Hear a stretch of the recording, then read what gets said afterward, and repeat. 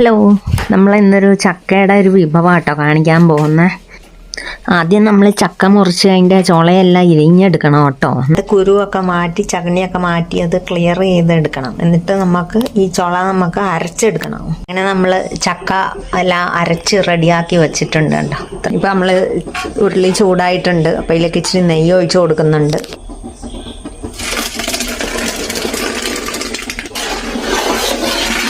ഇനി നല്ലപോലെ ഇളക്കി കൊടുക്കണം. ചക്കയിലെ വെള്ളം വറ്റണം. അതുവരെ നമ്മൾ ഇളക്കി ചെറിയ ചൂടിൽ ഇളക്കിക്കൊണ്ടിരിക്കണം.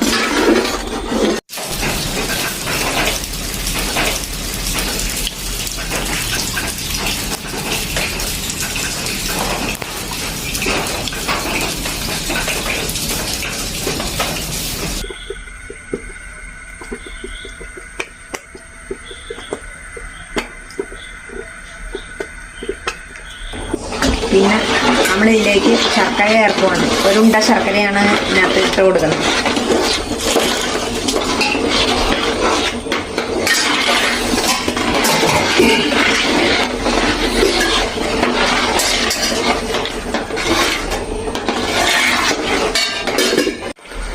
അങ്ങനെ ശർക്കരയൊക്കെ ഉരുകിയിട്ടുണ്ട്. എനിക്ക് സമയം ഉണ്ടെന്നുണ്ടെങ്കിൽ നിങ്ങൾ ചെറിയ തീയിൽ വെച്ച് ഇളക്കിക്കൊണ്ടിരുന്നാൽ മതി. ഇടയ്ക്ക് തിരി കൂട്ടി വയ്ക്കുവാണെങ്കിൽ നമ്മൾ ഫുൾ ഇളക്കിക്കൊണ്ടിരിക്കണം. അടി പിടിക്കാൻ സാധ്യതയുണ്ട്. പിന്നെ ഈ തിളയ്ക്കുന്നത് നമ്മുടെ മേത്തൊക്കെ തെറിക്കാനും സാധ്യതയുണ്ട്. അപ്പോൾ സൂക്ഷിച്ച് വേണം ചെയ്യാനായിട്ട്. പറ്റിയിട്ടുണ്ട് കണ്ടോ. അപ്പോൾ ഇതാണ്.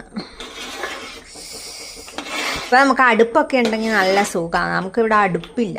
അടുപ്പിൽ വയ്ക്കുവാണെങ്കിൽ നമ്മളിപ്പോൾ ഓഫ് ചെയ്ത് കഴിഞ്ഞാൽ അടുപ്പിൻ്റെ ചൂട് കൊണ്ട് അത് ഇരുന്ന് സെറ്റായിരിക്കും നല്ല. ഇതിപ്പോൾ ഗ്യാസ് ആയതുകൊണ്ട് നമുക്ക് അങ്ങനത്തെ പറ്റത്തില്ല.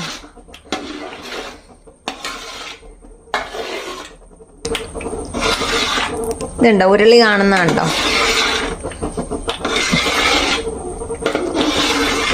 ഇതാണ് ഇതിൻ്റെ ഏകദേശം പാകം. അങ്ങനെ നമ്മുടെ ചക്കവരട്ടി ഏകദേശം റെഡി ആയിട്ടുണ്ട്.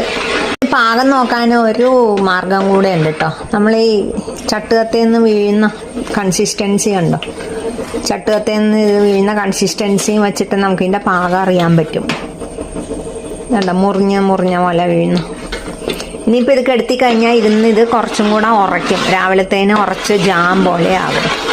അപ്പോൾ എല്ലാവരും ചക്കയുള്ളവർ ചക്കയുടെ സീസൺ ആകുമ്പോഴേക്കും ചക്ക കിട്ടുവാണെങ്കിൽ ഇതേപോലെ നമുക്ക് ഉണ്ടാക്കി വെക്കാം. ഒരുപാട് കാലം ഭരണിയിൽ സൂക്ഷിച്ച് വെക്കാൻ പറ്റും നമുക്ക്. എന്നിട്ട് പിന്നെ നമ്മൾക്ക് സൗകര്യം പോലെ ഇത് വെച്ചിട്ട് നമ്മൾക്ക് ചക്കയുടെ അട, ചക്ക പായസം അങ്ങനെ എല്ലാം